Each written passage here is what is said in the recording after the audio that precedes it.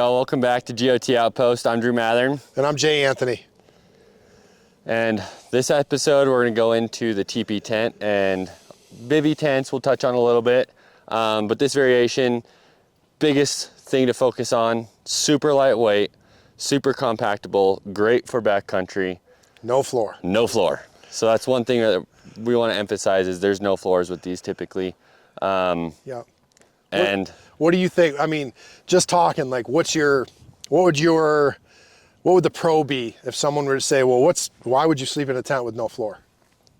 you don't have to carry that weight. Yeah. Right? I mean, you don't have, because it adds, I mean, it's half the material. It is. And it can make a big difference when you're hiking 10 miles round trip, right? Yeah.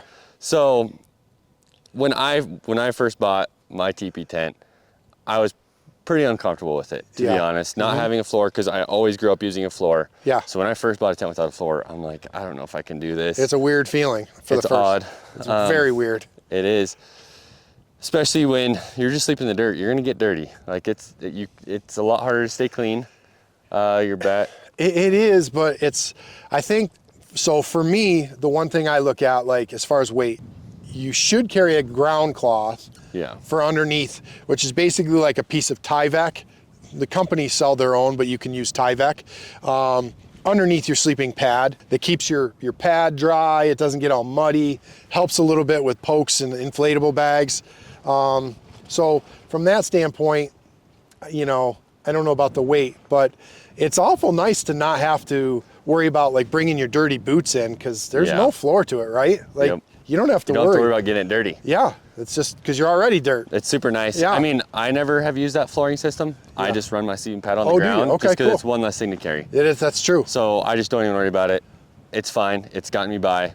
I have no issues. One thing that you do want to heavily consider though is bringing a shovel, because I mean, even with the dome tent, it's still something good to consider, right? Yeah. Yeah. Just to prevent any sort of water if you get heavy rain. Right. So typically what I'll do is I will dig a trench around the tent just to prevent any sort of moisture, especially if you get a good rainstorm, from leaking in underneath the tent. This is all I carry for a shovel. Yeah. I mean, it's just a tiny little, you know, super lightweight. I can scoop my ashes out of my wood stove with it. I mean, this one's got like a little edge to it. You can cut stuff. I've never done that, but just to dig a little trench, right? Yeah, which helps a ton. It does. It really can. Another big thing to focus on with these, they are typically all single walls. Any sort of teepee tent is a single wall. And one benefit to that though, is you can actually put a wood stove in a teepee tent. So if you're gonna go camping in colder conditions, you can run a wood stove in it. This is Jay's wood stove that he runs. Let you jump right in there. And it still can be pretty spacious inside this tent with the wood stove. If you're gonna run the wood stove, so this is a 4-person tent. It is. It's off a the specs. 4-person tent, 2 with the stove. 2 with the stove, so you have plenty of room. There is typically one guy that is always feeding it, so you have to determine who's on what side. Yep. Because there's only one entrance to the stove. Some have 2 entrances for the stove. This has 2 entrances as far as the tent, so in and out of the tent is easier. You don't have to trip over or walk around the stove. Without the stove, you can fit 3 pretty comfortably. Yep. Other things to consider, we have touched on condensation quite a bit. You will have condensation issues with a teepee tent because there is no sort of ventilation. There's no vents on the tent. It's a single wall. So definitely consider that. Yep. Yeah, when Drew comes out, I'll show you what I do as far as the condensation part of it. This is a double zip. So what I can do is I'll do it from here, is I'll unzip this top and I'll actually pry it open a little bit with a stick and let it stay that way for the night. Unless you know it's going to pour, but that makes a huge difference having that wide open. Yeah. And then I can zip it up a little bit more. It's endless as far as where you need it. Yeah, absolutely. And I mean, a lot of them do have vents. Like this one per se has a vent on the side.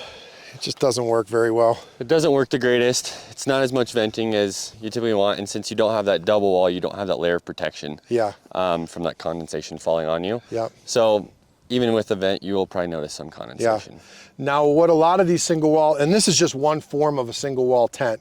Yeah. They've come in all different kinds, like tarps that basically are big. They have a big entrance and then they narrow down. There's a million variations to a floorless shelter. So we're just speaking on this one. One thing that the teepee world has kind of done is, you know, to get people where they can use their tent year round. Yeah. And in the summertime, probably the biggest problem is bugs. So people don't want to use a floorless shelter. So now what they've done is they've created, like a dome tent, they've created a screened bathtub floor inner tent. So you can put this up and now your single wall tent is a double wall tent. Which is awesome. Which is awesome. That they've integrated that into their system. Yeah. Just so you have more versatility. The downside to that is now being a double wall tent, so this would hold true for the dome tents as well, is if it's a double wall tent, you're not running a stove. Yep. You have no way to get that piping hot chimney through the double wall, you know, without melting it or starting a fire. Yeah. Another advantage to the teepees are that some of them are doing a half liner. So you can have basically half of the inside of your tent is a nest, screened, protected from bugs, bathtub floor, and then you can have your stove on the outside on the non-floor portion of it. That's really cool. So it's a pretty cool way to go. That's a sweet system. Yeah. Another thing too, so like Jay said, there's a lot of different variations to this, right? The main goal behind this is ultra lightweight.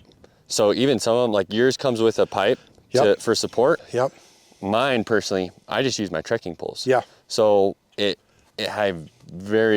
extremely lightweight, very little things to carry. Yep. It compacts down to just this big for the entire system. Yeah. Obviously that's without a stove. Yep. But I just bring my trekking poles and use those to stake it up. Yep. This one itself is, when this part is broken down, it's just a little bit smaller than that. It's sub 2 pounds. Yeah. And that's with a carbon fiber pole. Again, you can either use a tree branch, trekking pole. There's a million different ways to shave ounces. Yeah, absolutely. I've always just used the pole. It just seems easy. Yeah. I'm lazy. So it's a phenomenal option if you're looking to do some backcountry hiking and camping. Yeah. I think the biggest takeaway is it's ultra lightweight. Yeah. And packs down really small. Absolutely. I would say, and I was just about to say, once you go to a floorless shelter, you really probably will never go back to a bathtub floored shelter. And then I thought of a story that happened 2 years ago where we used this on a first season rifle hunt here in Colorado with my son and a good buddy of mine. We packed it up. It was winter conditions. I mean, 2 feet of snow, brutal. We had to clear a spot for the teepee, set everything up. Everything's great. The first night, we found out we must have set the tent up on literally the mother load of mouse dens, because we had mice running all over. You could feel them running up your sleeping bag. They chewed Brian's watch band apart. They were into everything. So I don't know. I think they probably would have got in. They would have chewed through a single wall tent probably. But if you're definitely afraid of creepy crawlers or mice and critters, I guess you'd want to consider whether you had a floorless shelter or not. Yeah. Because right about then I was having one of those moments, that's for sure. Yeah, absolutely. So hopefully that was helpful to you guys, and seeing all the different variations of tents, different types, and some of the components to them and the differences between them. But we'll dive into some of our mistakes and tips and tricks that we've learned throughout our years of camping in all these different tents. Absolutely. So we'll see you guys in the next episode. See you later, guys.